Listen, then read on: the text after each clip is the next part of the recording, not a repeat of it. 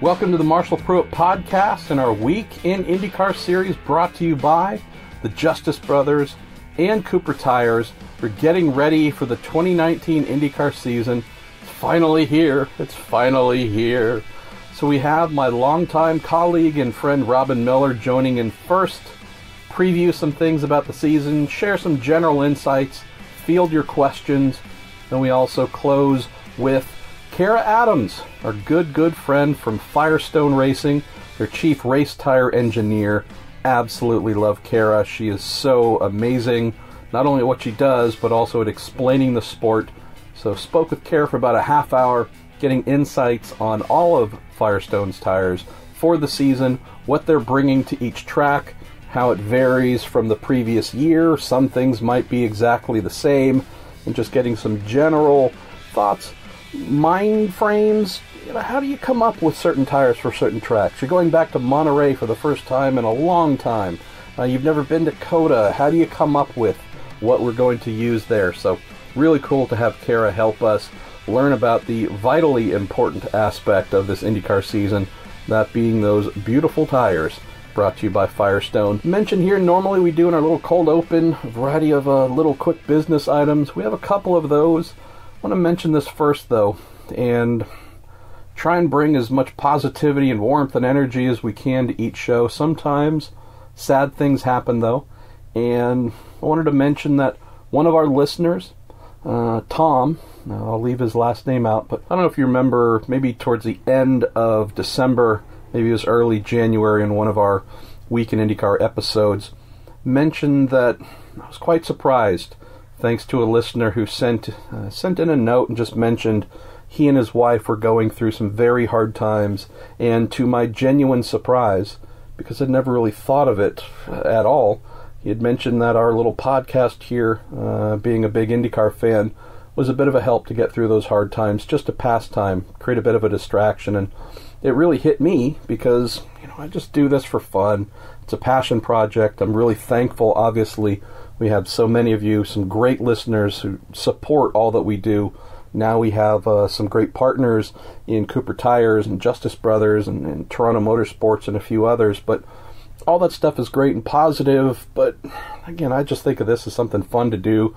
I enjoy speaking with people, and we put out podcasts, and there's not a whole lot more to it than that. So to hear from Tom that there was actually some deeper value found in the podcast, it really hit me and moved me.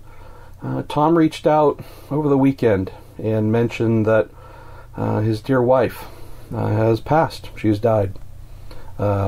She's been fighting cancer, going through a hellacious cancer battle for almost a year, and succumbed to it. They apparently learned somewhat recently that there was not going to be a positive outcome, and Tom had dropped me a note a couple of weeks ago to say that, and I didn't know at the time, that on what was one of the hardest days they've ever had, maybe the hardest day together, apparently an episode that we posted just brought her some fun, some distractions. So be really straightforward here. I'm not mentioning any of this in relation to the podcast.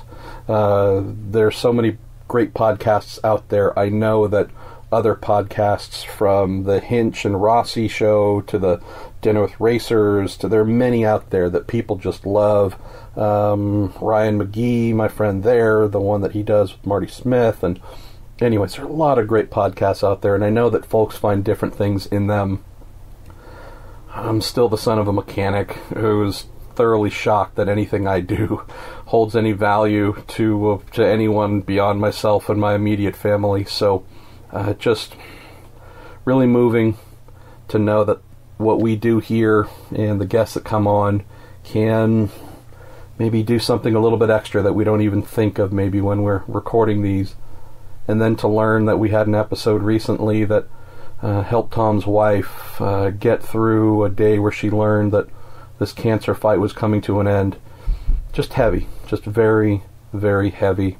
So wanted to extend my condolences to Tom, obviously for his family, and to thank him for listening, to thank all of you for helping to enrich what we do here on the Week in IndyCar, because well, we have guests every week, and they are a blast.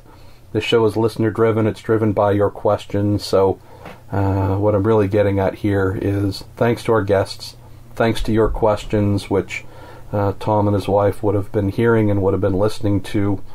You all are the ones that helped bring some of that levity and help them get through times that you just can't even fathom. So, like I said, normally try and open on something warm and up, but also just something that definitely needs to be said, and that is thinking about you, Tom. Hope you're not listening. I hope you're focusing on more important things right now, but just a quick note to say thank you to you and to pay respect to your wife, and whenever the time is right for you to come back and listen to the little nonsense that we put together here, well, let me know, and we will do our best to provide some more entertainment. Last quick note or two here, TorontoMotorsports.com. We finally have all of our brand new 2019 cartoon Marshall Pruett t-shirts and logos and stickers. There are hats coming. If you head to TorontoMotorsports.com, you can pick up everything if you want. Our updated Week in IndyCar logo. It is done as a bit of a tribute livery to Oriol Servia's old Telefonica, kind of weird day-glow, chartreuse, yellowish IndyCar. We have a brand new Week in Sports Cars logo with an entirely different chassis, with a throw forward Chip Ganassi Racing Target IndyCar livery that never existed in sports cars, but I just had the idea, so the amazing Roger Warwick did that for us. We also have a new logo for our Inside the Sports Car Paddock show, so my pals at Toronto Motorsports have brand new t-shirts with all those logos you can wear for 2019, and also some hats on the way, plus stickers. And so if you have an interest, if you love any of the stuff that we're doing here, would strongly suggest visiting TorontoMotorsports.com. There's no profit in it for me. I don't get a cut. I don't ask for a cut. Just really want to thank them for making these available for those of you who've asked. And then we also have finally a brand new Hamburger and French Fry Show t-shirt that does actually benefit someone, and that is profits from those. The little Hamburger and French Fry Show that I do with Sebastian Bourdais at various IndyCar and sports car events, the little videos that we do for Racer, the sales of those, and there have been a surprising number already, according to TorontoMotorsports.com. Those profits go to the Wilson Children's Fund, benefiting the family of my late and beloved friend, the big man, Justin Wilson. So check out TorontoMotorsports.com, and there's some swag there, friends. And finally, we're going to get going with Robin Miller here in just a moment. The new MarshallPruettPodcast.com site, just fixing a couple little final things that need improving, mostly on the mobile/tablet side. But if you're curious, you can actually just go and type in good old MarshallPruettPodcast.com into whatever device of yours, and in theory it should bring it up and it should be there. Every episode we have ever posted, all the way back to number 1, is available, and we have things broken down into categories. So we have your every episode of the Week in IndyCar, Week in Sports Cars, Inside the Sports Car Paddock, My Racing Life and Career, Sounds of Racing, Catching Up with Series, and our many 100+ special feature shows that we've done. There's also methods to subscribe every way possible. So we had a couple folks that requested a old-timey but awesome Robin Miller intro from the great former product of Dave Despain and the Speed channel, that being Wind Tunnel. I was a guest on there probably a dozen times throughout the years. Our man Robin Miller was a guest seemingly once a week, and they finally put together a pretty funny intro for whenever it was a Robin Miller episode. So I'm going to roll that audio in right here to introduce our man Miller. Then we're going to speak for a little over an hour. Then we have Cara Adams from Firestone for about a half hour. Then we're going to say farewell to this episode and hello to the 2019 NTT IndyCar Series season. It's a Robin Miller night! It's a Robin Miller night! You see, fellas? I knew they'd get Robin Miller. I'm not sure who that is. That's the guy who hates everything. That guy? Oh, him! I love him. Oh, I just love balding middle-aged men. Oh, is he wearing that loud sweatshirt? Hey, isn't this the paper that fired Robin Miller? Loser! Yay, Robin Miller, Robin Miller! Robin Miller, it is time to do what is, I don't know, is it a tradition? The two of us predicting, previewing the upcoming IndyCar season, the taking listener questions part. I think we've done that a couple times, but I don't know, somehow, whether it's with words on a website, in a magazine, or now in audio form, you and I tend to get together around this time every year and burp out ideas. I don't know, should we stop doing that to people? We're probably not very considerate. No, I think they don't mind. Their race fans are pretty resilient. So I figure we've got a lot of great questions that have come in. Among those questions, we have one that is very pertinent and very timely. So I'm thinking before we get to, call them the bulk of the regular questions, some of the preview questions that have come in, who do you think's going to win or is going to do certain things? The topic of the NTT IndyCar Series, television, and where folks outside the United States might be able to view those races. My friend, as you well know, from everything that's been coming into your mailbag, you've been getting on Facebook, I've been getting hourly questions. What about Canada? What about Australia? What about, genuinely, Switzerland, Belgium, folks outside the U.S. really want to know what is going on with IndyCar and their international TV solutions. We finally got confirmation that the UK will have the Sky Sports F1 channel dedicated, using that for IndyCar as well. But here we are recording at almost noon California, 3 Eastern on a Tuesday. We're still waiting for word on Canada, South America. Where do we put this, my friend? Because I can't recall things running this late ever before. Well, I think in Canada's situation, they had such a good partnership with Rogers. Yeah, and, that's fallen through a bit. Rogers they've sliced their budget in half. They've got a new person in charge. Racing's not a very big deal for them, and we keep hearing it might only be the only free races in Canada might be Indy and Toronto, and there might be some kind of pay-per-view worked out for the Canadian fans. But, that's obviously IndyCar's second biggest market and huge fan base. So, you can't I had lunch with Mark Miles yesterday. The thing is, the tough thing is you can't make people take your races. You can make them good deals, and you can try and figure out, okay, we've been together for 10 years, how are we going to keep this going? But, when there's a new change at the top and people are trying to save money and cut back and all that, sometimes racing gets the brunt of it. And I just think, I think IndyCar realizes how valuable the Canadian fan is, but I think something ought to be announced Thursday or Friday, but I think they're still trying to scramble to figure out how can we best serve our Canadian fans. Yeah, I've heard, and again, pick the day. I got an update from a series official late last week who said as early as Monday on some of these things, and Monday's come and gone. Got another update yesterday, I believe last night it was, and was told Wednesday, hopefully Wednesday/Thursday. So somewhere between Wednesday, Thursday, or Friday, we hope, we are crossing fingers and all manner of appendages that we're going to have word for folks outside the United States as to where they can find IndyCar, either on broadcast, their linear options, or through streaming. It's maybe another question here, Robin. We're not trying to start off our look at the 2019 season with a major negative, just we can't ignore it would be silly for us to just roll into, hey, here's this and that, and here's who we think is going to win this, while ignoring a pretty big elephant in the room. We're coming into this new NBC Sports, NBC Gold, NBCSN, everything NBCSN here in North America, United States, I should say. I need to keep clarifying. That's great.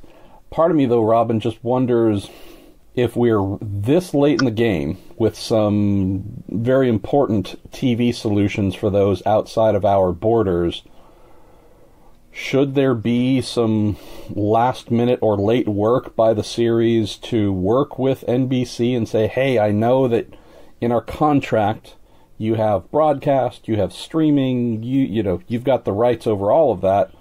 Can you do us a favor and help us come up with a Canadian solution where, not Rogers isn't necessarily the only provider in Canada, but can we come up with something where, all right, so sitting down on the couch and watching it on your flat screen TV through your cable might not be the thing we can offer you due to the things you've mentioned, changes at Rogers, but hey, Canadian IndyCar fans, here's a very special package just for you in NBC Gold Canada, or something that isn't geo-blocked, which is the thing so many folks mention. Hey, it's just physically blocked from us being able to watch it outside your borders. I don't know. It seems to me, I hope there's flexibility, I should say, in the contract that IndyCar has with NBC to allow IndyCar to fix some of these surprising late-in-the-game shortcomings that might not have anything to do with NBC, but we can see that IndyCar probably needs some wiggle room to improvise a bit. Well, it'll be interesting to see. I just hope after we get the first year of the NBC Gold package going, and there's still a lot of planning and trying to figure out. Okay, I mean, I'm not sure exactly. Does IndyCar provide the content for NBC Gold during the week, or does that come from NBC? Are we both combining to do it? Because we've got some stuff we can offer them from Racer and from NBC from past shoots over the last few years. But I would think that the great thing is if we could somehow get NBC Gold to Canada, and you're a hell of a lot smarter than I don't understand half the things you said about all that stuff that's going on, but if there was a way to get that package to Canada, that would be awesome, because I think, let's face it, we got a hell of a lot of fans in Canada, and they don't not only just they've always supported races in Toronto and Vancouver and Montreal, but they want to watch, and that's the thing that's so sad about losing Rogers or having Rogers take a secondary role, because they were such a good partner for so long. But I'm sure, I hope that IndyCar, if it's 2 races into the season, they can figure out some way to try and appease these folks. Absolutely. So in and among all the positives that we have seen that have taken place over the last many months, I hate to have this as a fairly ugly thing hanging over the start of the season. The other thing I mentioned on last week's show, Robin, and I mentioned this to Jay Fry as well, I hope, absolutely hope, IndyCar's communications team is working on a story, a large graphic that they can just plaster across every social media platform that says, if you live in this country, this is how you can access IndyCar races, and list whatever the TV partner is. If they happen to know it's channel number 123, it is streaming through this method. You almost need, at this stage, with so many people sending in questions, hey, what about Israel? What about Greece? Where can we find this? I hate to say it, but it's almost like we need a dedicated IndyCar website. Where can I watch IndyCar.com so people can type in wherever they live and find out. I know you and I and some of our friends who cover the sport want to be the folks that are answering these questions for IndyCar's rabid fan base. It just feels strange to be sitting here with almost nothing to offer for so many folks who've asked, because, we don't know. And, I'm hopping on a plane in 48 hours to go to St. Pete and still can't tell folks, nor can others. So I'm hoping IndyCar recognizes they've got something here they need to not only solve, but make good on, and make it easy for folks to figure out where they can watch this series, no matter where folks happen to live in the world. All right, speaking of the world, let's get back to questions that have come in and kick off here with some great questions that have landed from throughout the planet. One is from our pal, Carol Eastwood from Canada, who just says, have a great season, you two. See the two of you in Canada. Let's start off with a question coming in from Paul Hirsch on Facebook, Robin, who says, who's your guys' surprise winner of the year? So is there anyone, my man, where you go, ooh, okay, among the drivers that are going to be participating throughout the year, is there someone where you're like, all right, this one might be a shocker to get into victory lane? Well, I mean, I suppose if Colton Herta or Pato O'Ward won a race as a rookie, that would be a shocker, just because, you know, they're not on the best team, and those teams don't have that much experience. So that would be I think that would be a huge shock. I think it's not going to be a shock at all that I expect Felix Rosenqvist to win one or two races. I mean, I think he's that good. And I don't know. I mean, what else? Who else out there would be? What would be surprising? I mean, I don't know. I would throw. I mean, surprise. It's maybe also a little bit sad because you wouldn't want to think about someone with this much experience as a surprise. But I think Marco Andretti, especially with his new engineer. Granted, Marco's had a lot of engineers, but I don't know. I think we might see Marco's. This would be his third career win. Marco, for me, is someone that I would not be surprised if he won a race. It could be in Iowa. It's probably going to be an oval. I'm not thinking it's going to be a road or street course, but I think Marco it would be a surprise for sure if he ended up in victory lane at this stage. But I have a feeling there might be something good happening between those two. So that would be my pick. Let's see. But you know, it should. I mean, this is his 13th year. I mean, it shouldn't be a surprise because he's got the talent, he's got the equipment, and his teammates certainly don't have any trouble winning. So, I mean, but you're right. That's how things have gotten. I suppose we would be surprised if he won, but as fast as he was last year, some places in practice and qualifying, and, you know, looked like he was long gone to Detroit before I think they messed up his pit strategy. I mean, hell yes, he ought to win a couple races. He really should. And, you know, a guy that maybe would be a surprise would be Spencer Pigot with Ed Carpenter's team. I mean, he's shown flashes of having it. Yep. You just got,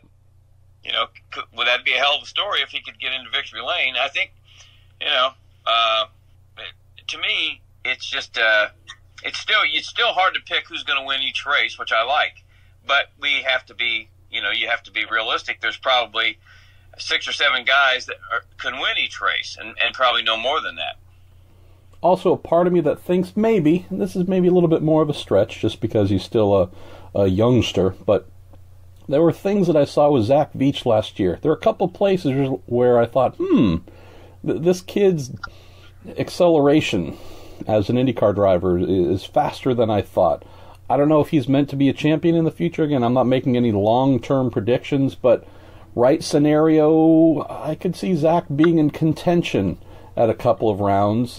Podium, I think, would not surprise me for Zach, a podium or two, but I could see him in a position in 1 or 2 places to possibly win, which, again, that would be a surprise. Usually, you know, someone coming out of Indy Lights, not a Lights champion, tends to take him another year or two, you know, a little bit longer to get to that position. But I think, again, maybe a little bit more of a stretch, but that might be an interesting one. Let's go to Ben Cohen next. He says, thanks for all we do for IndyCar. Kind of you to say, Ben. A few quick questions. Does Chevy make a comeback this year and win back the manufacturer's title? Just writing about that. I haven't published it yet, Ben, but just writing about that. Which Penske driver contends with Rossi and Dixon for the championship? And the best bar to visit while in Tampa or St. Pete for the opener? Thank you both. Well, since you and I really don't drink, I don't think there's going to be a whole lot of help on the bar side, unfortunately. Can't give me any help with that, brother. No. Why don't you take the one about which Penske driver you think is going to be the primary protagonist with Dixie and Rossi? Well, I think it's going to be Newgarden and Will. I think Will's got in such a good place mentally. I was talking to him on the phone the other day, and he's like, you know, we're going to kick ass. I mean, I just think, you know, he's won Indies, won a championship, he's won all kinds of races and poles, and everybody's not saying, when's this going to happen? And I think having that clear mind and having that kind of weight off your shoulders, I think he's going to be awfully. I mean, I picked him to win the championship last year, and I was, of course, wrong, but I think he's going to be right there. Newgarden had a disappointing season last year, finished, I think, 5th in the points? Yeah. So, I mean, he certainly was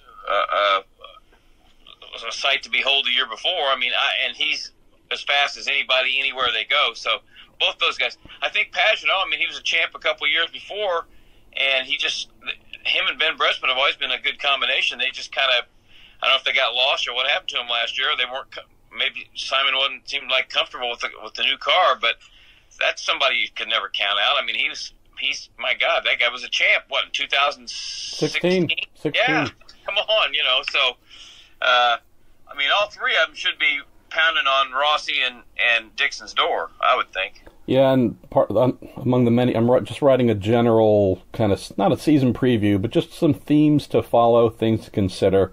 One of those items, hopefully it'll come out by Wednesday on Racer, is on Pagano. And just the opening note was Roger Penske yanked Helio Castroneves from the IndyCar lineup after finishing third in the 2016 championship and fourth in 2017, having won a race, and moved him over to the sports car program. Now, I know Helio obviously had been with the team for 1,000 years, so on and so forth, but I'm looking at this season for Simon, old friend, dear friend, we both love him to death, but I'm looking at this year as possibly the most important of his career. Two winless years. Won the title in 16, awesome. Winless in 17, winless again in 18. There's a part of me, Robin, that thinks, knowing Roger's level of expectations, somehow I struggle to think, I apologize, wasn't winless in 2017, winless last year. But there's a part of me that thinks, I don't know how patient Roger is going to be if we're looking at another year where Simon's not much of a factor. I mean, he finished sixth in the championship last year, not the end of the world, but I just don't know how much patience is going to be in place, knowing that he came in 2015, didn't win, finished 11th. Last year was another winless year. If 2 out of your 4 years with Penske are winless and you're not really able to help in the championship frame, I would say I'd be concerned for Simon if this year was anything like last, knowing how pick a variety of names. There's a lot of young talent in the series. There's a lot of, mid-age veterans that could be available. I don't think Simon is necessarily holding on to a golden key to always have a position with Roger in IndyCar. If he's not showing the captain that, I can get back to that championship winning form. So that's my only concern for him.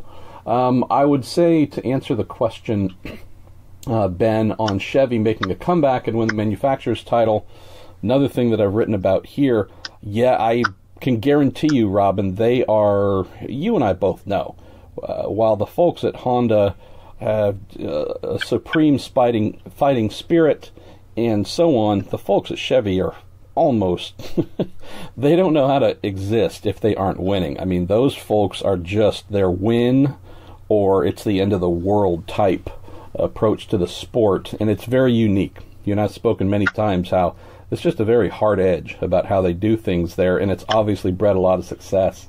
So I think them losing the Manufacturers' Championship for the first time since 2012, I think that's going to be a positive. I think that's just only going to ignite new fires in their bellies.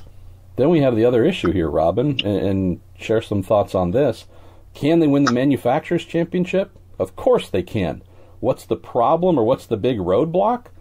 They've got Team Penske, and name another team after Team Penske where we could say that's going to be a valuable contributor to the win column throughout the season for Chevy. We hope Foyt, Carpenter, Carlin, we hope all those teams have a great year. But you look across to Honda and you go, Andretti, winners. Ganassi, winners. Schmidt, winners. Rahal, winners. There are so many Honda teams capable of getting into victory lane on any weekend. Recent trend, it's pretty much been Team Penske as the one effort capable of pushing back. So I think, Ben, that's the part where you go, can they? Of course.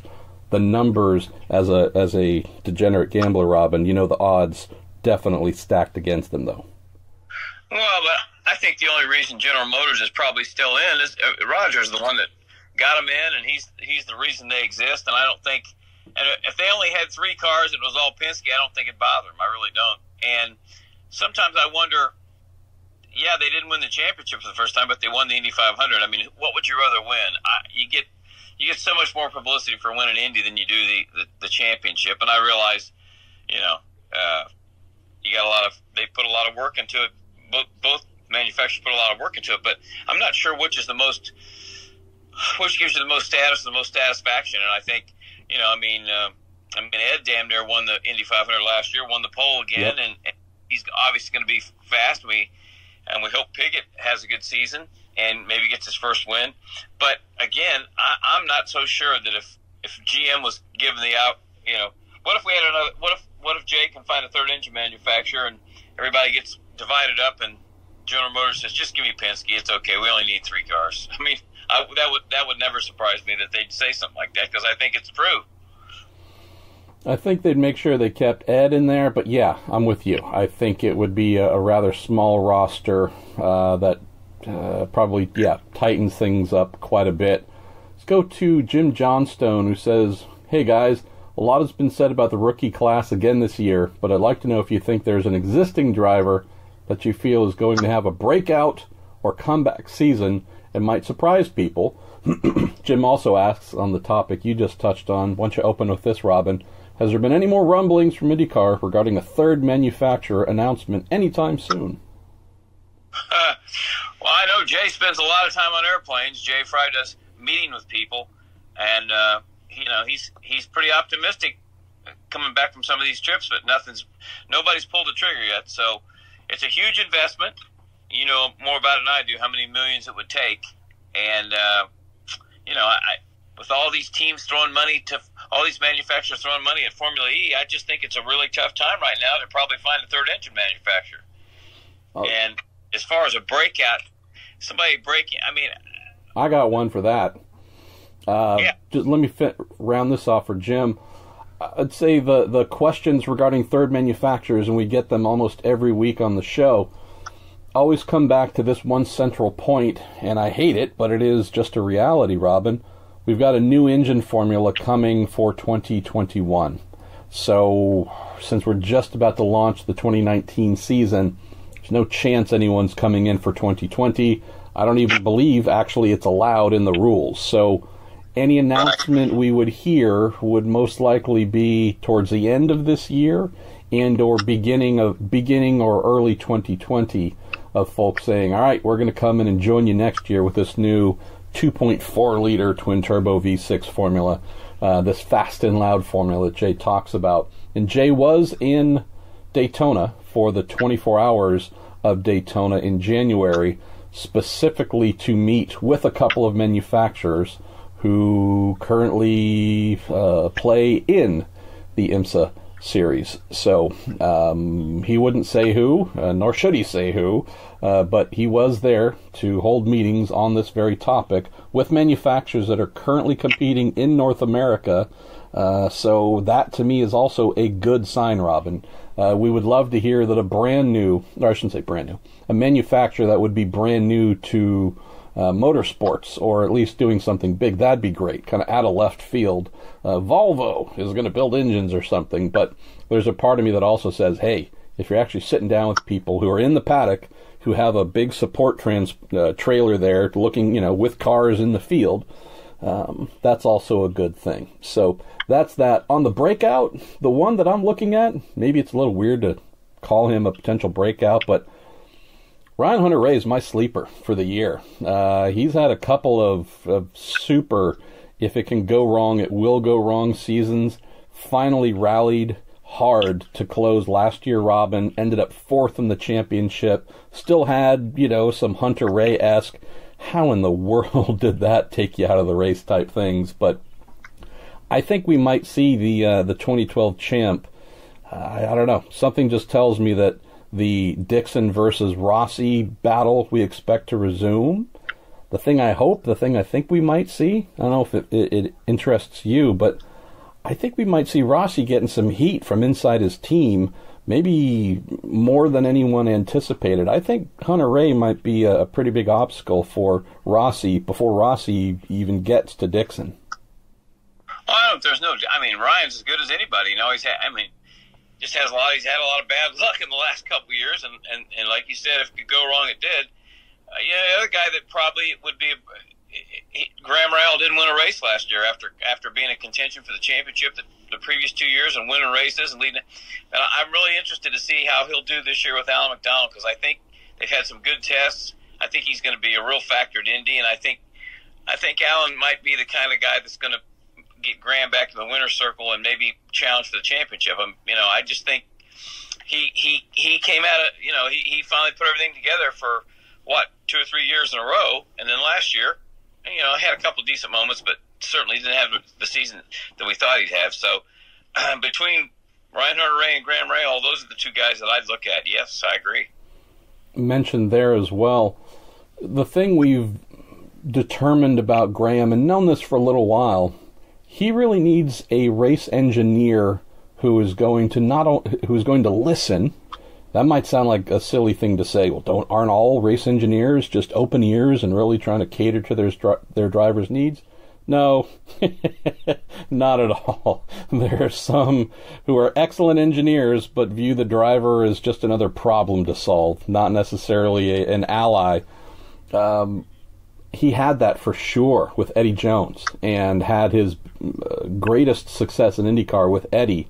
They then decided to change things up. They moved Eddie over to Kuma Sato's car last year, bumped up Tom German to be Graham's engineer, and I think the two of them worked very well, and Graham initially really liked the change, but there just didn't seem to be a lot of chemistry. So your mention about Alan McDonald, a.k.a. Squirrel, he's just a sweetheart of a guy. Very mellow, very calm, very much a listener.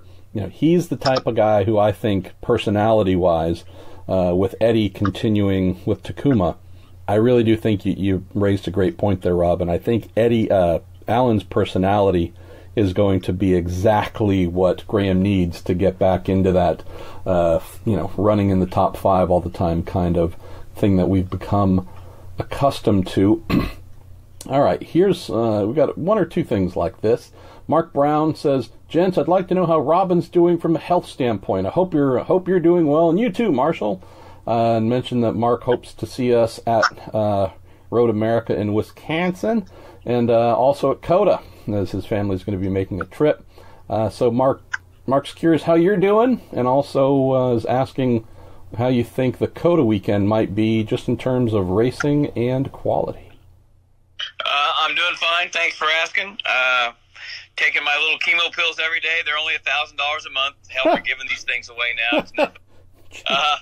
But you've been to COTA, Marshall. I've never been there, and I was talking to Terry Lingner at lunch yesterday, and he said it's a magnificent racetrack in every respect. So, watching the streaming of spring training, there's some really fast corners, but there looks like there's a couple places they can pass, and hell, they pass at Barber, so I think it'll be a good race. And I think from what everybody is saying, they all kind of are in agreement that, it's a pretty fast joint, but they ought to be able to put on a pretty good show. And I think, it'll be interesting. I mean, you see what the crowd is for the Formula One race. It's massive. So I'm just hoping we can get, 40,000 people for the first race. I mean, it might look empty, but that'd be a good start. Yeah, that's the thing. We've spoken about this before. COTA suffers from the same thing the Indianapolis Motor Speedway does for either the Indy GP or the Brickyard 400.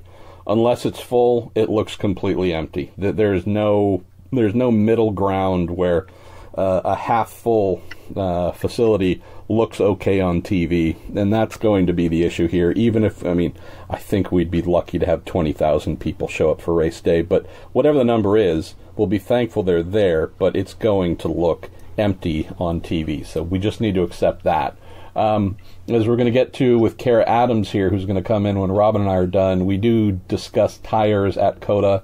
The thing that we expect really to make the difference, Mark, for COTA is tire degradation, and how whether it's a setup or just driving styles, really exacerbate the problem. So I think we're going to see a pretty darn good race, and those tend to happen. I guess I'm almost thinking of it like a rain race, Mark, where so many variables are added in when the grip is almost non-existent. And I think that's going to happen even in the dry with tire degradation, making this a pretty fun mix of whose car is sticking to the track in the corners and who is sliding off. So that's what I'm looking forward to. Got this next one, Robin. We've got this from a couple people. We'll go to Howard Bennett on it. He says, question to Robin, have you started writing your autobiography yet? He says, we want the dirt, romance, breaded tenderloins, Indianapolis Star, Tales of Herc, and Terre Haute. Please! Is this ever going to happen? Is this a fantasy that Robin Miller's going to write an autobiography? It ain't going to be an autobiography, because who cares? The only thing I can think of that might be fun is just all the stories that I got to be lucky enough to be around from the time I was 18 on with Herc and stooges for Bill Finley's IndyCar team and getting to race myself, and just being around, the 60s, 70s, and 80s, which probably, it was just such a different time, and guys building their own cars and engines and going down the road in open wheel trailers. So if we could do something like that, and I could make it more of a not necessarily a diary, but kind of in that, instead of just, hey, here's I grew up here. Nobody cares about that. They care about the stories. And as far as dirt, I told Foyt used to say to me, hey, Poison, when are you going to be like everybody else and write a book? And I said, when you're dead. He said, why would you say that? I said, because if I write it now, you'll kill me. And he said, you're an asshole. I said, yes, I am, and that's why you and I get along. But I really don't. The more you think about, some of the great stories, whether it's the transvestite in Japan. I suppose we could throw that one in there. But really and truly, driver sex lives, who care? That would be so far away from what I'd talk about. I would talk about the funny stories and the guys that were just such great racers that maybe people don't know about. The guys like Lee Kuntzman, guys like Bill Finley, that built their own Indy cars in their garage behind their house with their own two hands. Roger Penske throwing up after drinking too much in Mexico City. Well, that might work its way in there. That's possible also. So, well, here's the thing, though, and again, you and I have spoken about this, so I don't want to pretend like it's never been discussed, but whether it's an hour a month telling stories here, doing the Robin Miller story, life and story time, whether it's doing it in podcast form, whether it's me firing up one of the cameras and recording videos, you and I just need to start getting in the habit of doing this at IndyCar rounds. And if nothing else, if it turns into a book, well, how's this? You would have the audio, if anyone wanted to transcribe it and do something in printed form, if that was a desire. But at minimum, capturing Robin Miller's story time, just as someone actually suggested I need to do this on a monthly basis at minimum with Uncle Bobby. And granted, those are, oh my God. Tall Tales from New Mexico starring Uncle Bobby. Yeah. But one way or the other, we need to start capturing these things because the Marshall Pruett Preservation Society, which currently has a membership club of one, I just got to make it happen. So whether you like it or not, I'm going to force you to start telling stories, and we'll at least capture them for posterity. Well, the most important thing is to remember to repeat them the same way twice, which is sometimes hard, as my friends tell me. Oh, that's not what you said 3 years ago. Well, Christ, I'm almost 7 years old. I can't remember. Look, if you actually pay attention to what I'm saying and remember it and throw it back at me, we might not be friends anymore. So that's true. All right, Howard. Well, we're going to get busy here, and thanks, Howard. We'll start capturing some tales before long here. Let's go to Patrick Gaffney next, Robin. You wrote a really interesting commentary for Racer here this week about the bump day changes. So Patrick asks, what are your thoughts on the 2-day qualifying format for the Indy 500? If you were in charge of qualifying, what changes would you make? Well, I want you to answer this because I wrote about it too, but I like what Jay did, and I was talking to Bobby Rahal, and he agreed. I just like the fact that, look, we're going to be on national television for 3 hours on NBC on that Sunday. So you're going to have the emotions of making the race or not making the race up against who's going to win the pole. And I think that's what you want to have something compelling that people are going to watch. We're trying to get people to watch this stuff. And we're trying to get back into the mindset of people are like, not just just don't watch the Indy 500, but maybe watch qualifying and watch some of the other races. And I think Jay looked at. I know last year after Saturday last year, I was bitching about what a waste of time and money it was. The guys are out there pounding around all day, qualifying 5 times just so they can queue up. It's like they're getting their seating for the next day. And he goes, "I agree. We got to do something about it." Well, he does, and he did, and he talked to the teams, the drivers, and the manufacturer. He talked to everybody. I mean, he just didn't go out and do it on his own.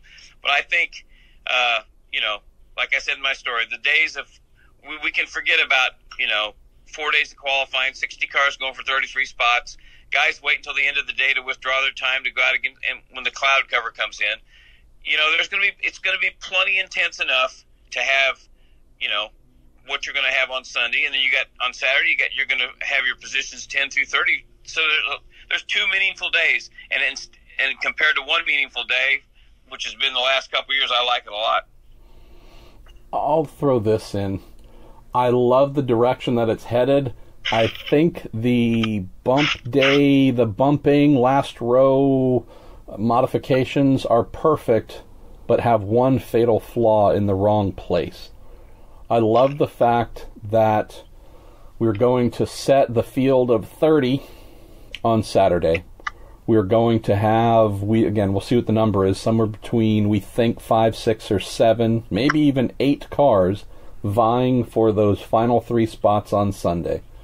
From a drama standpoint, strictly from a storytelling standpoint, thinking like we're, writing a drama, going to be a movie, going to be a TV show, you're trying to think of dramatic arcs. And so if I'm looking at what Jay Fry and IndyCar has done, Robin, I say, ooh, that's a good one. Now all of a sudden there is true tension and true drama that we can write about, that they can do, you can do on NBC, all kinds of stuff you can serve up. Who's going home Saturday night? Who's going to be, sleepless, fretting? Are they going to make the big show? Could this end their career? Could the team fold? Could a sponsor depart? It's, again, high drama. The fact that we then come back on Sunday and have a dedicated session for this, and you only get one shot, I don't grasp. Because to me, you build all this drama and then kill it pretty darn soon. Getting those 6, 7, however many cars to run, it's not going to take very long. What I like the thought of, maybe they'll consider this for 2020, is no limit.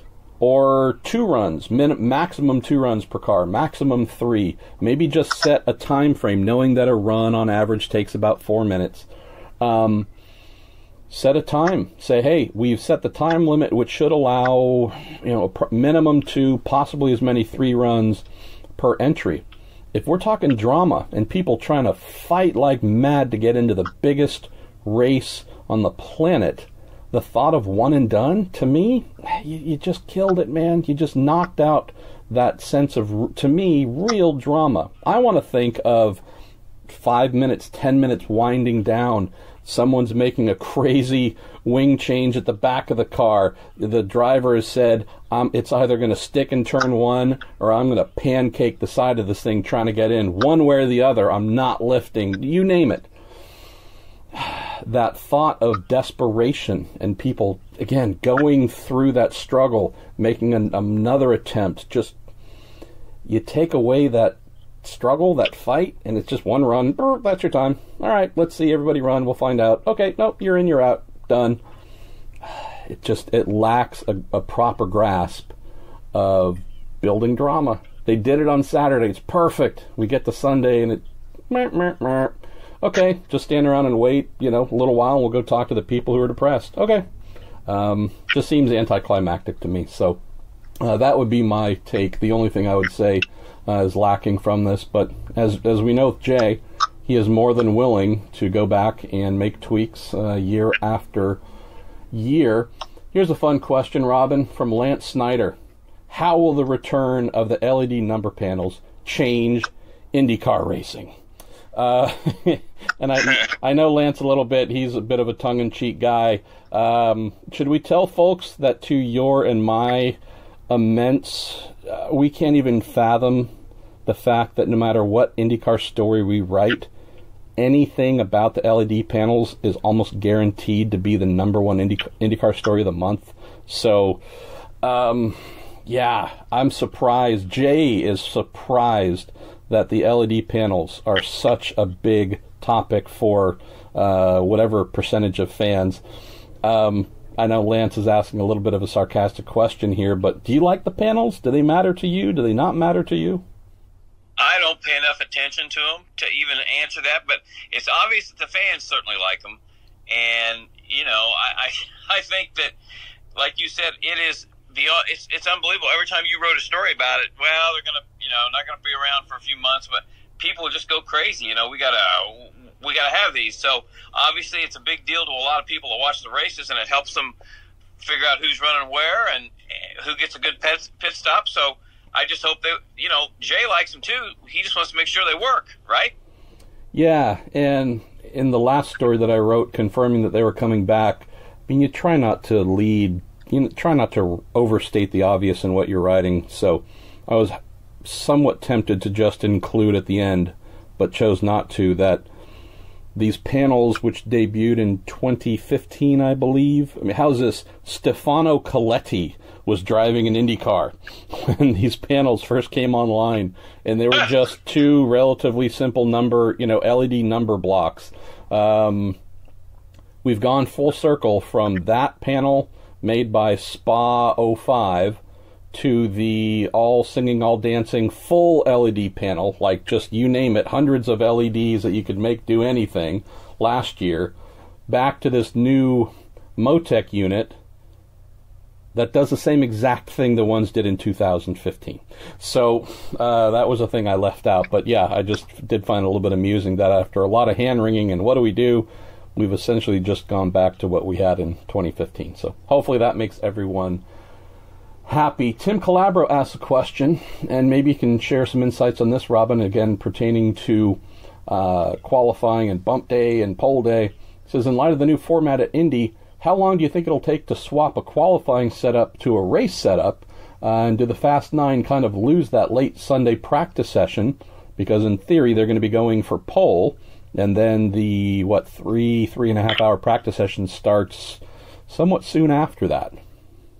Yeah, I know. I saw Ed Carpenter's quote was that might be pushing it, but they still get 2 more hours on Monday. So I think, you know, I think that's plenty of time. I mean, you know more about how long it takes to turn a car around. I mean, what all they have to do between going for the pole and let's go out and put a race setup on. I mean, it shouldn't be that.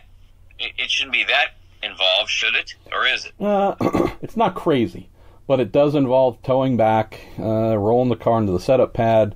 First thing you'll do is a set down, which is measuring corner weights, cambers, toes, basically doing a full accounting of all of the settings as the car rolled off the track at the end of qualifying. Obviously, the team applies the setup for qualifying, but, you know, sometimes things move a tiny bit, so teams want to record exactly the configuration the car came off the track. So they'll do that first, then they will make whatever setup changes. It could be ride height, camber, toe, probably wouldn't be caster, but probably some aero changes and whatnot, bolting on something, taking off something, resetting angles and whatnot. You know, could be spring changes. I mean, it's going to be from the minute the car is starts towing back from pit lane. I'd say you'd probably count on 45 minutes, maybe an hour till they would be back on pit lane. I mean, there's some teams that, you know, will be faster than others, but there's going to be some time loss there. There is a little bit of inequity, if you want to call it that. The main thing, Robin, is with this new format where 10th through 30th is locked into place on Saturday, what we're going to have is all of those teams prepping those cars, starting to prep those cars Saturday once they're done, and then finish that up Sunday morning.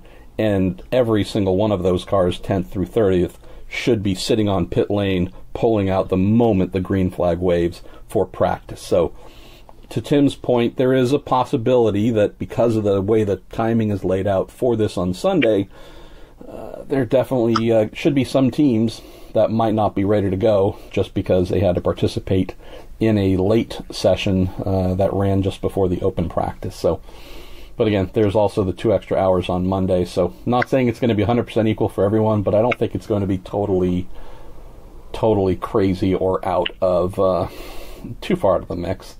Let's see. Let's go to, where should we go? Got a lot of folks saying that they're happy to see us going back to the track. It's kind of a new thing. It's usually, what do we need to get you to stay home, you idiots?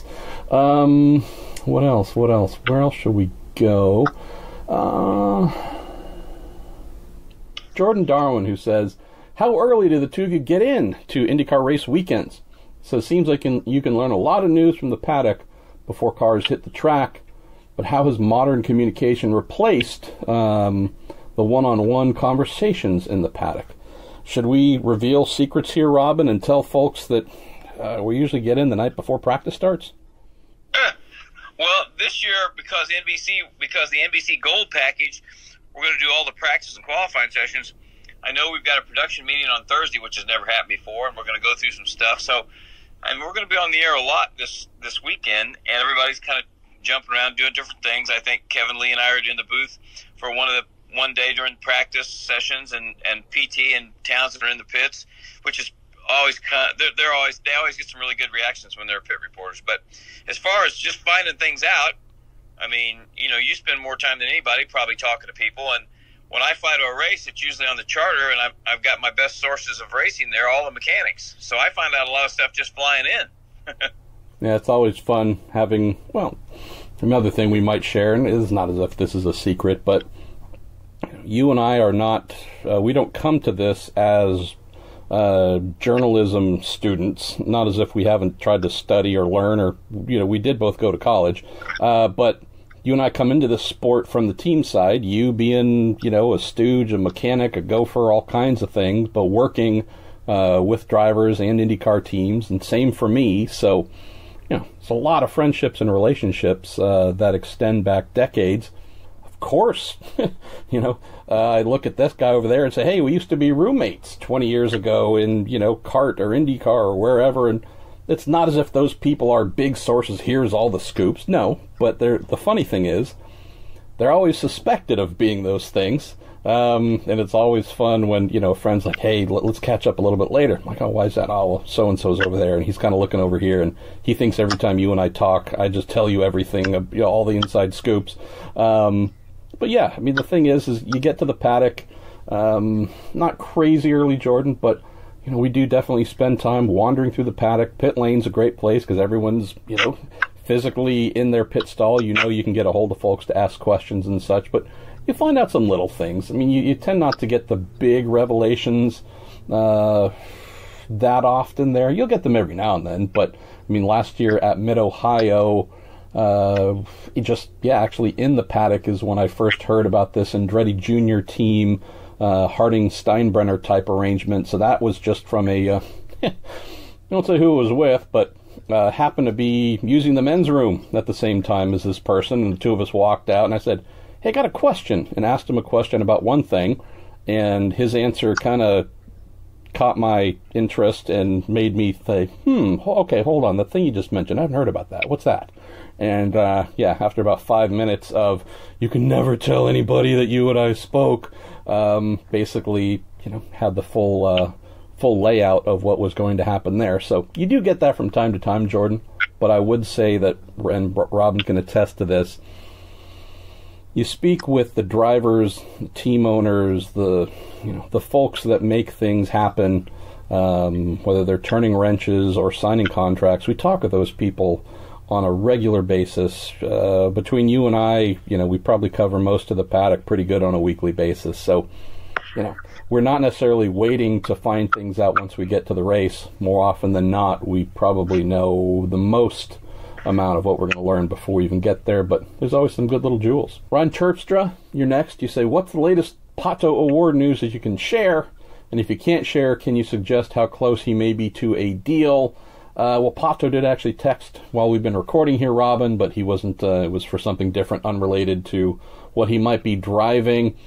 I don't think we're mentioning anything super top secret by suggesting that the open seat at Carlin, granted Charlie Kimball's in 5 of the 17 races there, but I don't think we'd be saying anything top secret that Pato's most likely avenue to getting into IndyCar is going to be in that second Carlin seat.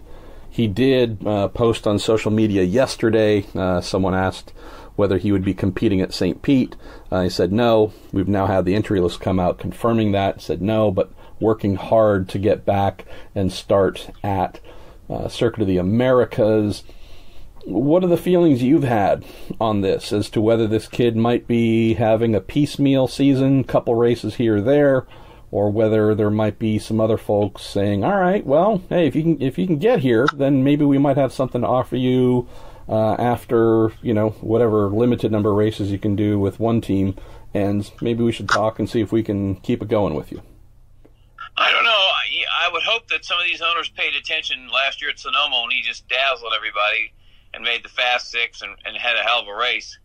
Because if this was the 60s or 70s or even the early 80s, somebody would have snapped him up, and a good team would have snapped him up, and he'd be making a nice little salary, and he'd have the best opportunity available. And I think this is going to be, he told, when last time I talked to him, he's like, this is the only year I'm going to have $1 million to give anybody, and I got to get my foot in the door, and I got to do well.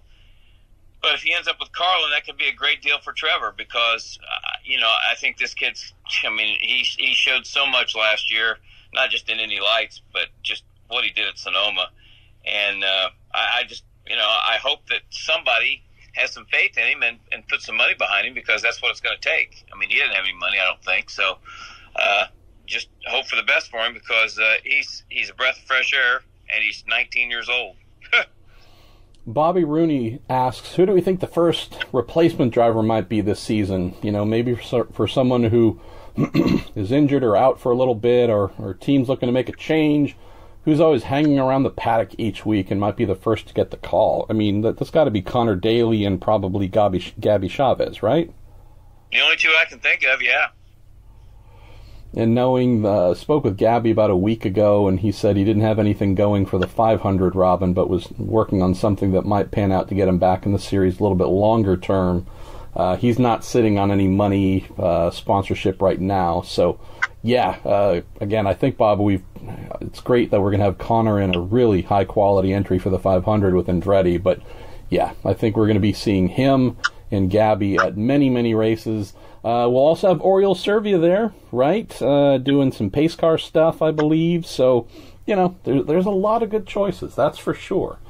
Let's see. Andy Burns asks, is Carlin's Indy Lights team not going to materialize? From everything I understand, Andy, that is the case. They announced their intention to come back and return, and I've not heard a thing about that actually happening, unfortunately. As we get to the last couple of questions here, Robin, this is an interesting one. Let's see. Mark Sanchez mentions he makes a living writing about business, so I'm interested in the economics of racing. What does it cost to run a competitive IndyCar team these days, or just to simply make the field? And he said the question came to mind last week while reading some of the bitching about the new qualifying format for the 500, and so many people wishing we could go back to the great old days of the 80s and 90s when tobacco money was here. The numbers that we hear routinely, if we're talking full season, anything below 5 million or so makes people uncomfortable. 6 to 8 million mark, that's the number that just about everybody is aiming for. If you factor in, Robin, cost-wise, a year-long engine lease plus a year-long Firestone tire lease is going to put you at about 1.8, 1.9. Just for round numbers, call that $2 million.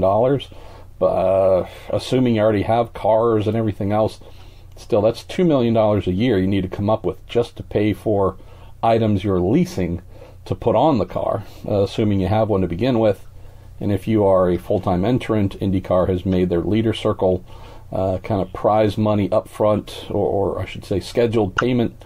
About a little over $1 million a year available, so that helps a bit, but it's not cheap, Mark. It is certainly not cheap. All right, I'm going to ask you to go back in time here, Robin. One of your favorite topics Frederico Ribeiro asks, whatever happened to Grace Autosport?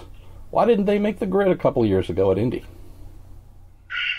Well, that was Beth Paretto's team, and I think Catherine Legg was going to be her driver, and it was going to be an all-female crew, and it had all the, you're thinking, well, to make that announcement, they must have been pretty far down the road with somebody, and maybe they had a pretty good sponsor already lined up. You always, you assume those things happen, and it never did. So it was just one of the many, the James Garner team that didn't materialize, and the Cedric the Entertainer team that didn't. I mean, it just racing's full of stories that sounded really good that never turned a wheel, and unfortunately, that was one of them.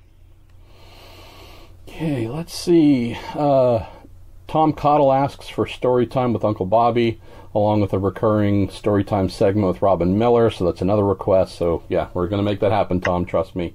Robbie Bergeron asks if you could share another Gordon Johncock story. And, I mean, I don't have the episode number in front of me, but this would have been easily, I think, within the first 50 or 75 I posted. Definitely, I think, a 2016 thing where we just had some Robin Miller story time and origins type stuff, and you told a couple of good old Mortimer Johncock stories. But since we've spoken about the famous coat hanger story and also asking about what kind of gearbox was in the car, where's high or where's low? Where's low? What's another tripod story we could tell here about good old Gordon?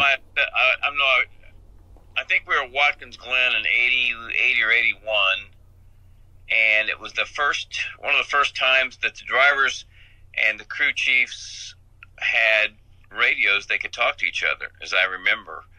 And Johncock was a fearless road racer. My God, he was so fast, but it was hard. He had a lot of off-course excursions, whether it was Raceway Park or Watkins Glen or Kent, Washington, or Riverside, or wherever he was racing. He was always fast, and practice had probably been going on for 10 minutes, and McGee yelled into the radio to Gordy. Jim McGee yelled, "Gordy, yellow, yellow!" And then about 5 seconds later, the radio came on, and Gordy goes, "Yeah, I know, it's me, 10-4, I'm in the catch fence."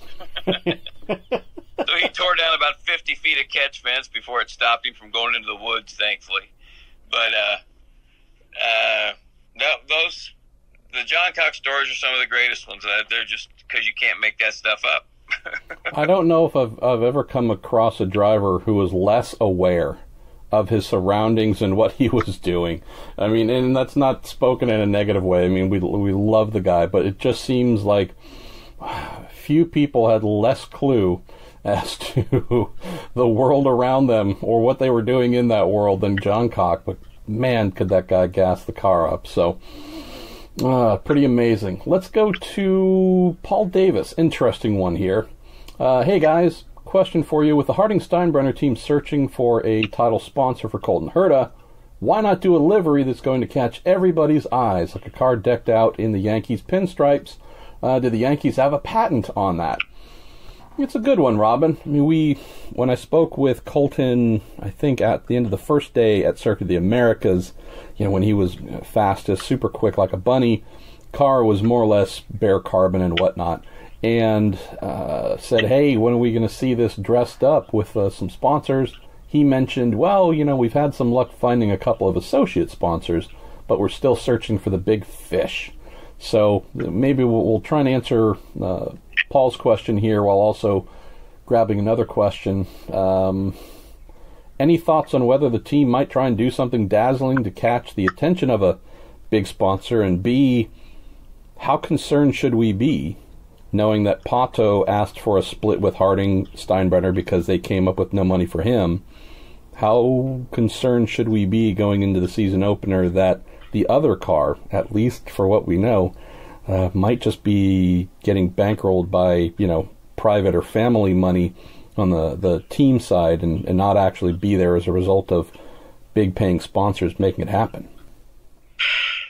Well, the first question, Hank Steinbrenner sponsored Daryl Gwynn in the NHRA, and the Yankee pinstripes it was a top fueler all along the side of the car. So I'm not sure how, I've talked to Hank twice, and he was certainly gung-ho about IndyCar racing, but he was basically very adamant that he wasn't not going to write a check, and he wanted his son to go out and find a sponsor, and he was going to help his son with all the people he had at the Yankee organization, or try and help. And so far, it just hasn't clicked. We hear that Mike Harding's responsible for the brunt of the money that the Harding team's going to run for. But I think a couple people have already,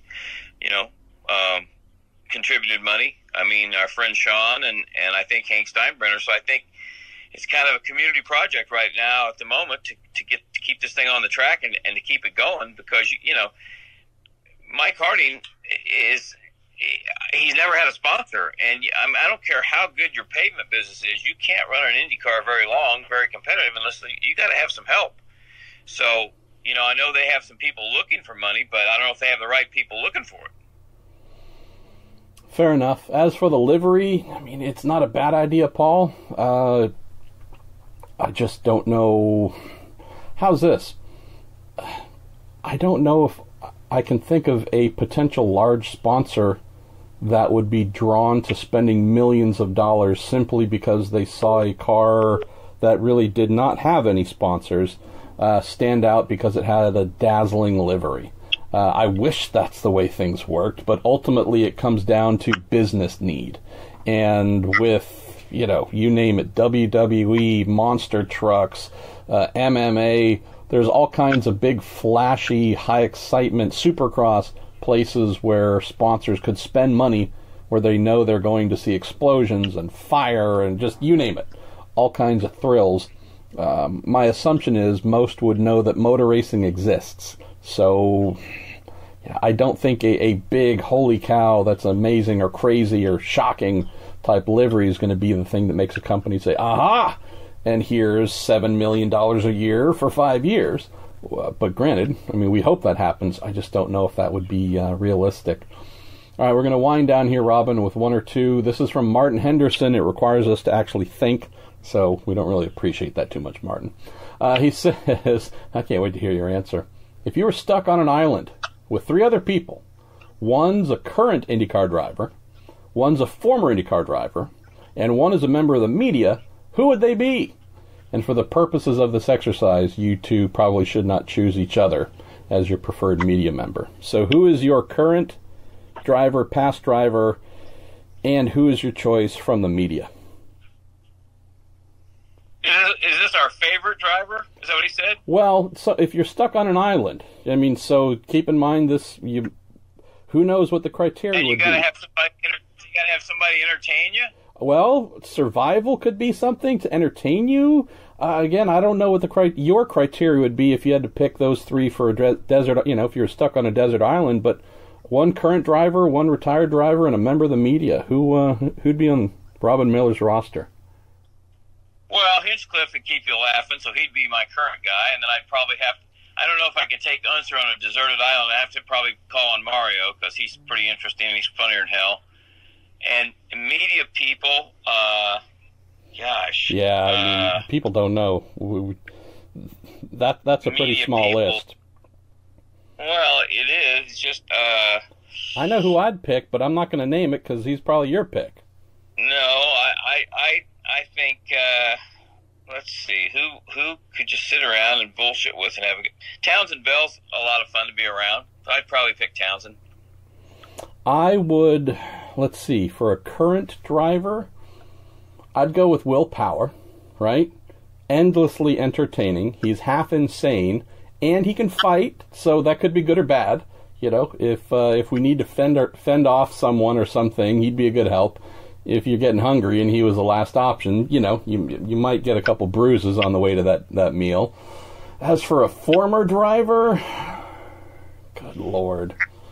I'm just trying to think of from a pure entertainment standpoint. I mean, Uncle Bobby came to mind, obviously. Wow.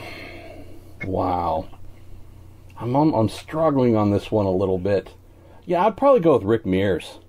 another person who would have just great stories.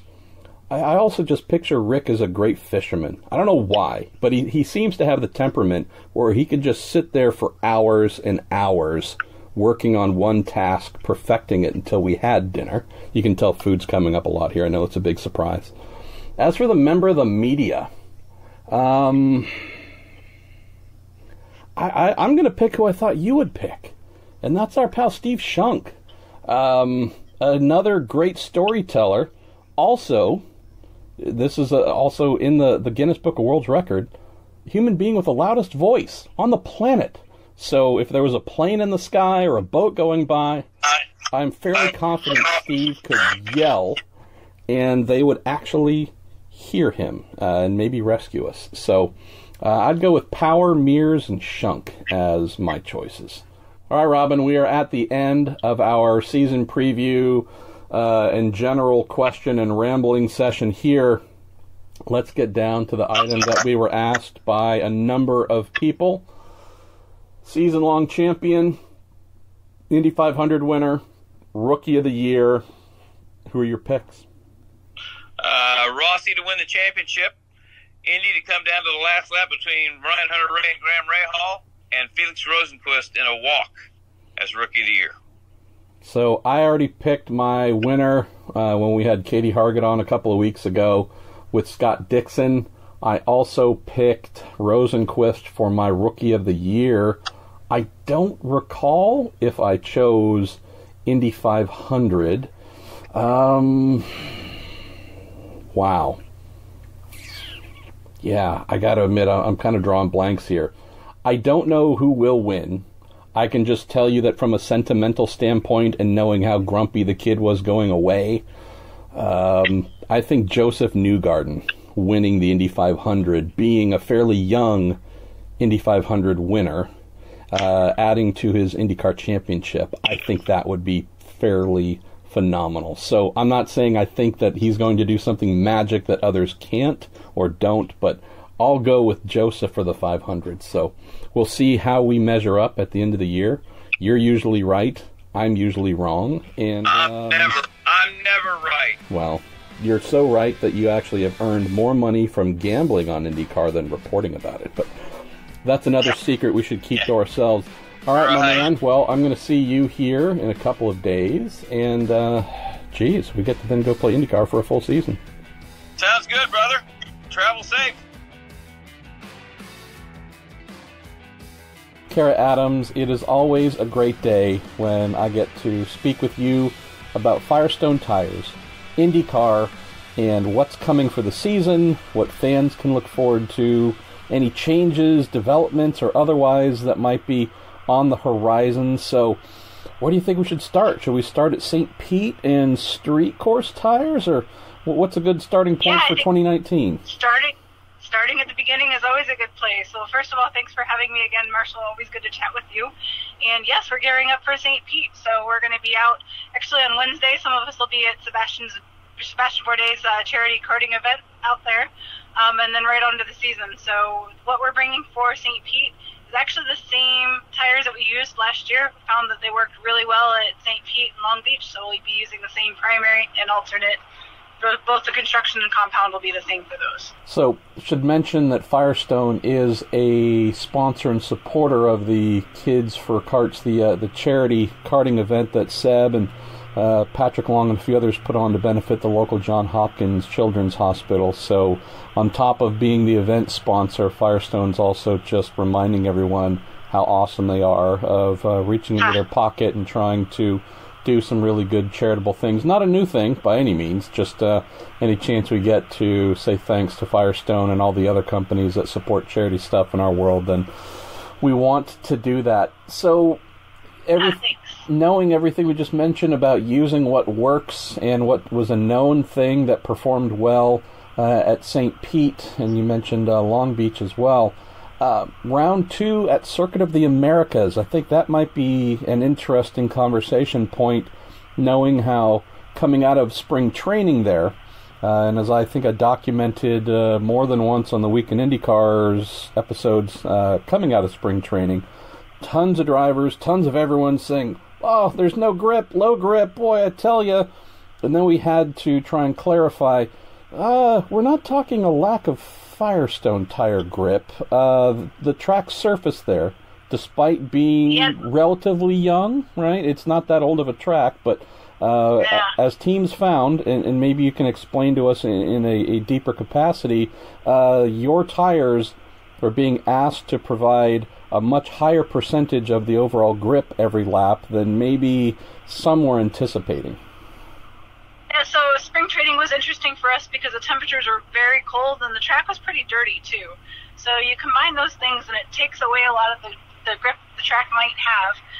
We do a track surface analysis at all of the road courses, street courses, and ovals we go to, and we scanned very many different corners there at the surface, and we were able to find that the grip, if you look at a macro and micro grip, so if you're looking at it, you think of it like a radar sort of picture where you have a topographical map. That's what we come up with when we're scanning the surface. It actually is in line with a lot of the other tracks. It's not quite as low grip as Mid-Ohio, but it's kind of in the middle of our road courses. So if you look at just the surface, the grip surface itself, it looks like it should have a lot of grip. But once it gets cold and it's dusty, you end up losing a lot of that grip that you would have there.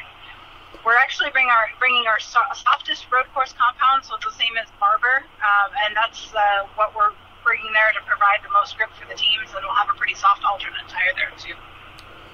And how does that work, or how would you anticipate that will work when we come back here just a little over a month, or a little under a month, I should say, where I don't know if anyone's expecting blazing temperatures third week or so of March in Austin, Texas, but it might be a little bit warmer, but what are you anticipating from a tire degradation standpoint, and if and how that might factor into race strategy or just tire conservation strategy?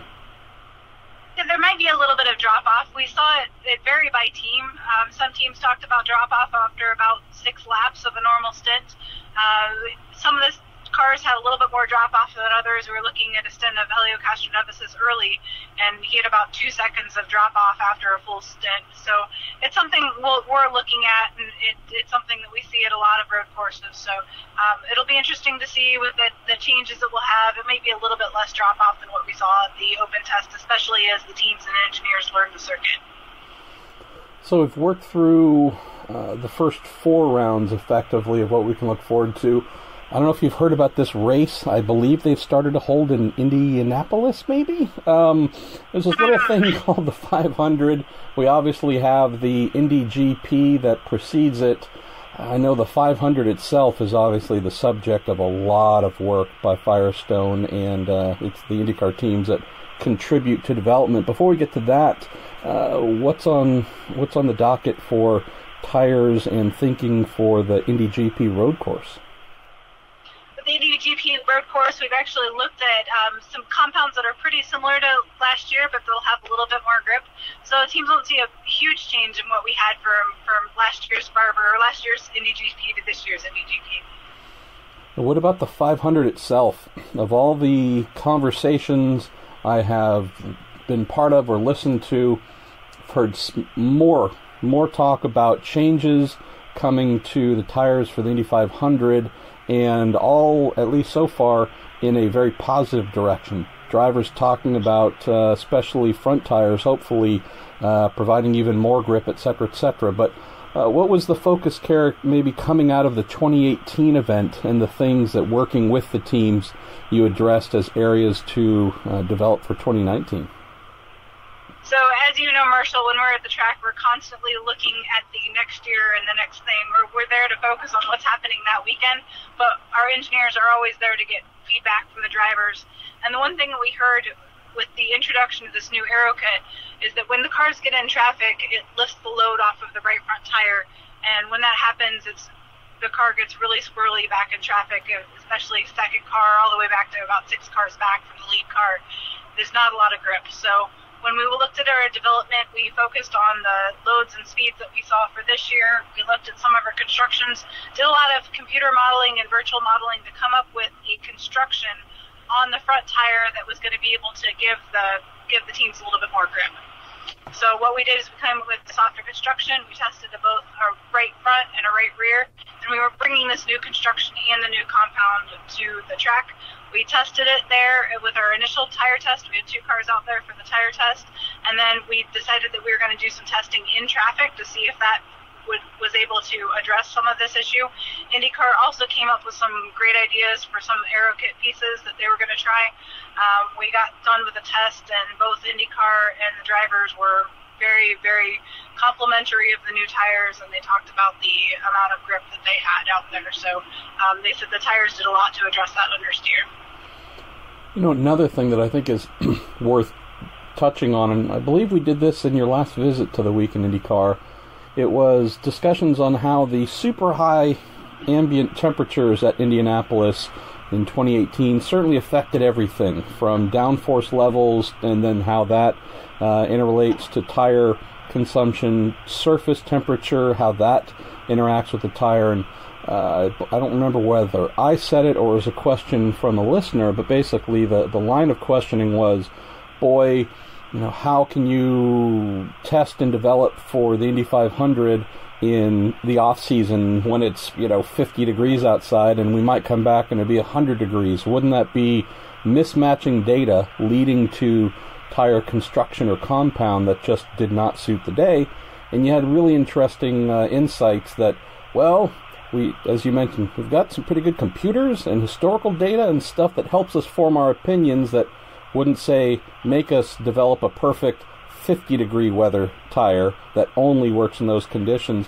Maybe you can just share with some folks who maybe didn't hear our last episode that you visited us on about how you do that. You don't necessarily have to be in the exact conditions that we'll see on race day in order to get tires that actually suit a fairly wide range of options. Yeah, that's absolutely right, Marshall. So the construction, you could definitely tell the construction, and you can see how that works over a wide range of temperatures. You have to be able to make sure you predict that construction is going to be durable at those very high temperatures. One of the things that we were seeing, and we talked about it a little bit last time, we had some really, really high temperatures during the test, and in fact recorded the highest track temperature we've ever seen at Indianapolis. We hit 139 degrees Fahrenheit during the track test. So you look at that, and that affects all sorts of things. So with the higher temperatures we're seeing, we need to make sure that we can model the materials. So when we test, and we can do virtual modeling of both the construction and the materials, but then we do physical testing of the materials, and that's over a very wide range of temperatures. So there's a lot of work that we do that can actually predict what the material is going to do on the tire at different temperatures than we're seeing. I think of all the circuits that we go to, Cara, that fascinates me from an engineering standpoint and probably most of all a tire standpoint. It is Texas Motor Speedway, and I should say we come out of the month of May, we go to Detroit, then we go to Texas right after that.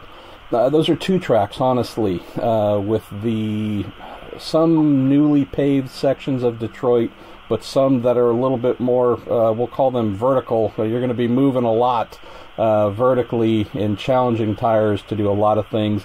You tell us what's in store for both the duel in Detroit, but then also this crazy 1.5 mile oval in Texas that it's just like a rodeo every year. Yes, it certainly is. So for Detroit, we're going to actually be bringing the same primary tire, but the alternate tire, we're looking at a compound that's a little bit more suited for the smooth concrete that we see. We talked a little bit about track scanning before, and if you look at how much micro and macro texture a place like Detroit has, it's actually fairly low. It's one of the lowest that we see. So we may be bringing a new alternate compound for there. It's still something that's we're still working on.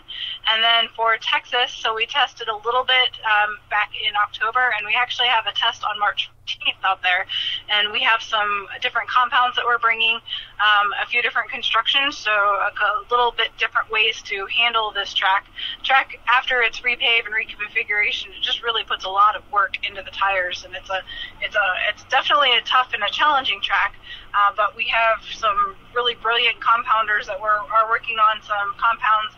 The challenge for that track is to find a compound that wears, so that's what we're working on right now. Yeah, it would not actually be hard to make tires that you actually don't need to change tires. They'll go start to finish. Granted, they're going to be close to granite, but that's really not what we're looking for in terms of putting on a good show.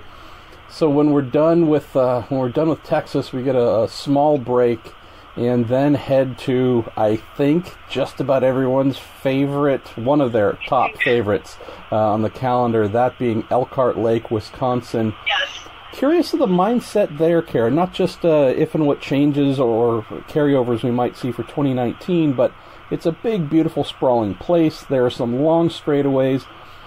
Between those straights, in many instances, we have awesome corners, some high speed, some high loads, but it's not necessarily a bang-bang track where you're just always loading the tires. What's the mindset in creating something that works there, that doesn't, say, cool off too much on long straights, something that can ramp up and provide grip when you get to the corners? I'm guessing it might be a pretty formidable challenge for an engineer. It is, and actually we have a slightly different tread profile. So we have a different gauge that we have on the front tires for a place like Road America, because what we will have, if you bring a standard tire or standard construction, you're going to get a lot of wear on the edges because there's a lot of dragging of the tires when they're a little bit more unloaded. So there's definitely a lot of challenge involved designing a tire around Road America. But we found that there's a good combination of making sure your gauges on your tires are tuned right. And with the track surface relatively young, you can pretty much throw any compound on there and it's going to perform pretty well there. But we use a pretty durable compound that makes it through the very long track there, and so it seems to be a good combination. So we hit a stretch, Cara, that is just as perfect an expression of what IndyCar is about than anyone could possibly come up with. So we go from 1.5 mile high bank Texas Motor Speedway, 4 mile sprawling natural road course at Road America. Then we go to Toronto with a street course with track surfaces that, boy, you want to talk about, let's start a fund to repave sections of that beloved place. Then we go to Iowa, the short oval with crazy lateral loads. Then to maybe an intermediate road course at Mid-Ohio. Then a super speedway. Again, I know you love these challenges, but it's certainly not a very linear tire menu from week to week. So when we leave Road America, maybe tell us about thought process and what you're bringing to Toronto, and then when we move into Iowa right after that. So yeah, it's definitely not linear, but that's where we have a road course engineer, we have a street course engineer, we have an oval engineer, and they're all focused on their own products. So we work really well as a team.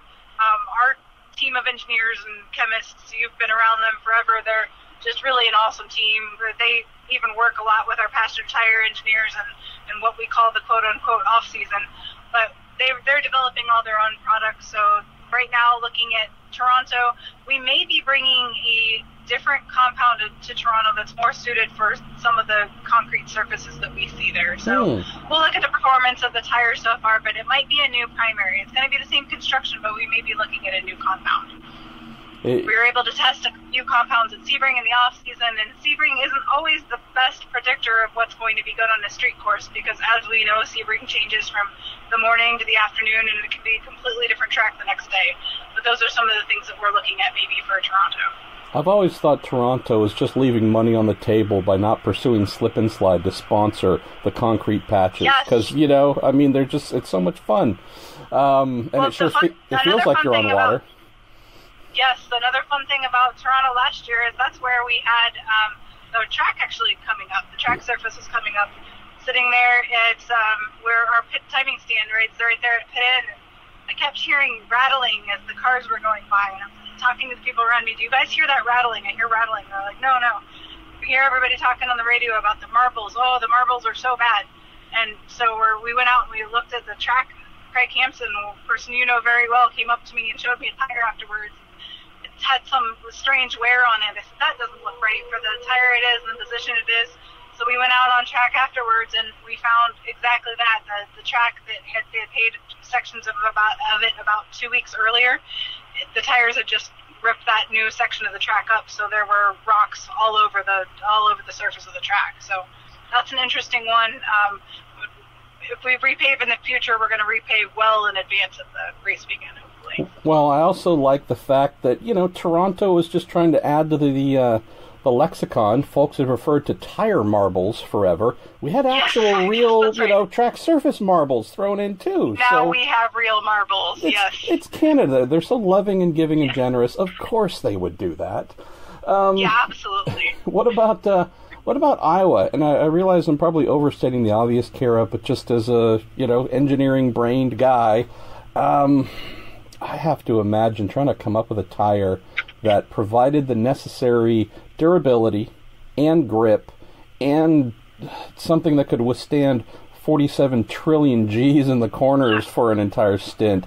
That must be a fascinating thing to ponder, but then also to try and really nail each year.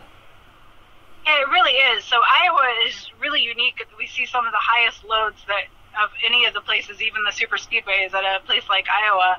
And then there's the challenge of the amount of banking that it has and the amount of lateral forces that the tire withstands, and then being able to provide enough grip for that. So we had a tire that we brought last year, which is pretty similar to what we had on the very high downforce car the year prior.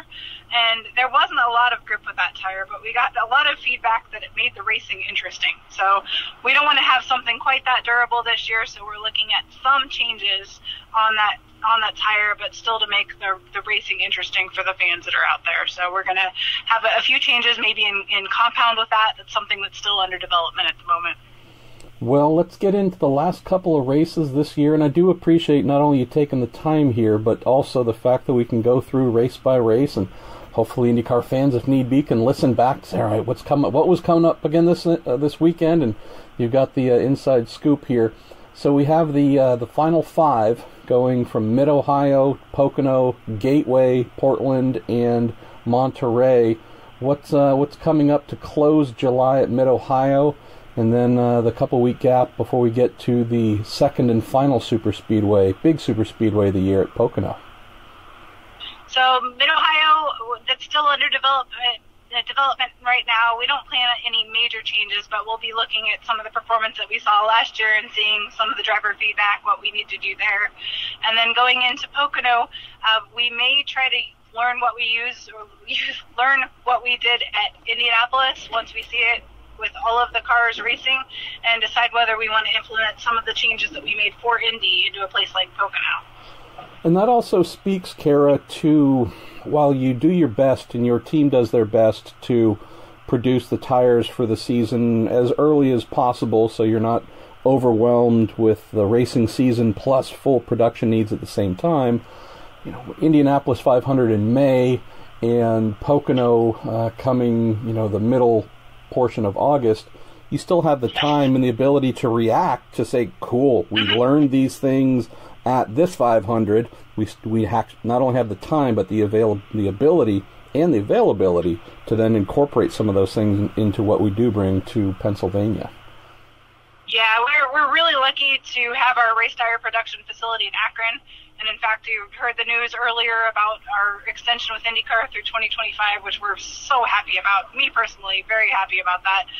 Getting a chance to talk to all the tire builders that live and work in Akron to let them know that their jobs are secure and they're staying here, and we're building a new plant here in Akron is really, really exciting. But what that means is our engineers can walk across the street now and just look at the tire production while we're there. We can take what we learned at the racetrack. The same ladies and gentlemen that you see engineering tires at the racetrack, they're the same ones that'll walk over the production floor and see how things are running. So it's a really great advantage that we have. And then we can look and see what we learned from a race, look at all the tires that we bring back and analyze and decide whether we need to make changes for Pocono or not. So we do have a rather unique thing. It's, I believe, only the second time it really happens all year where we have two like circuits back to back. When we go from Circuit of the Americas to Barber, so those are two natural road courses. Everything else is some form of jumble of different things. But we do, again, have a second one where we go from Pocono, the big Pocono circuit, to the smaller, again, maybe more intermediate Gateway. Gateway I love because it's a high-speed circuit, but it's not a high banking circuit. So what do you have in mind there, not only for what you're bringing for tires, but what's the mindset knowing that you don't have a lot of built-in circuit inclination to hold the cars? The tires, I'm guessing, are being asked to do a lot of work. Yes, they are. You do see a lot of lateral force on the tire, so there's a lot of demands. It's a little bit more similar to a place like Milwaukee in the banking than it is to a place like Phoenix. So we a lot of times we compare Phoenix and Gateway since we had them on the schedule. This year we are actually looking at doing a softer construction, something that was a little bit more similar to what we ran in Milwaukee back in 2015 than what we would run at Phoenix. Gotcha. All right, well, let's clean up here. And as I mentioned, there was only 2 back-to-backs then because I'm an idiot and should have looked further ahead, realized that we go from Portland to Monterey, and so make it 3 back-to-backs, Pruett, you dummy. Portland, you obviously have 1 season's worth of data built on that. What were you able to take out of the Portland race last year to help you shape what might be returning for 2019? Yeah, so Portland was a really great race for us to be at. I loved how many fans were out there. The lines for the autograph sessions were unreal. And then we learned a lot about the tires in that circuit. We came with a split alternate compound and a different inside and outside compound. The inside was quite a bit softer. And we got some pretty good feedback from that, and I think what we're going to be doing is making our inside compound just a touch more durable to have a little bit better wear life. So that's one of the things that we'll be looking at for that circuit. So it's pretty similar in what we do to Mid-Ohio, so a lot of what we might build in for Mid-Ohio might be similar to what we might build in for Portland. And then going into our last race of the season, it was fun to be able to go up and pull PI data, so vehicle data all the way back from the last time we were there and see some of the loads and speeds and compare when we ran that year at Laguna Seca to what we ran that year at Mid-Ohio and see some of the differences there. So it was good to go back in the archives and pull that data. So we learned a lot from that. We were able to actually go and do some track scanning on that surface. So we have a pretty good understanding of what we might see there. And likely what we'll bring is our softest road course tire. Yeah, I was going to say, where you had 2 days at Circuit of the America, again, albeit not perfect conditions, but you had 2 days of running there to base anything that you might bring back on.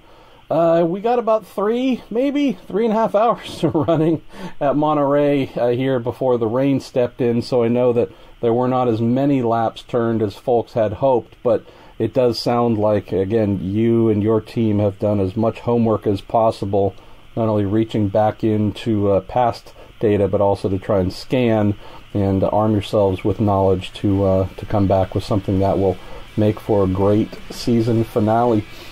Well, Cara, I need to say the one thing that many folks say to you. Thanks for being awesome. Thanks for taking time to help educate folks, educate me. I like to think I'm semi-intelligent. Then you and I speak, and I go, no, you were wrong, but now you're a little bit better off. So anyways, thanks so much for always being just a really cool conduit to what Firestone does in IndyCar, and also take the time to educate lots of us about not only what's going on track, but the mindset behind it, and also some of the tools that you use to develop these things. I find it fascinating. No, it's always great to talk to you, Marshall, and you got to give yourself more credit. I really enjoy talking to you about technical things.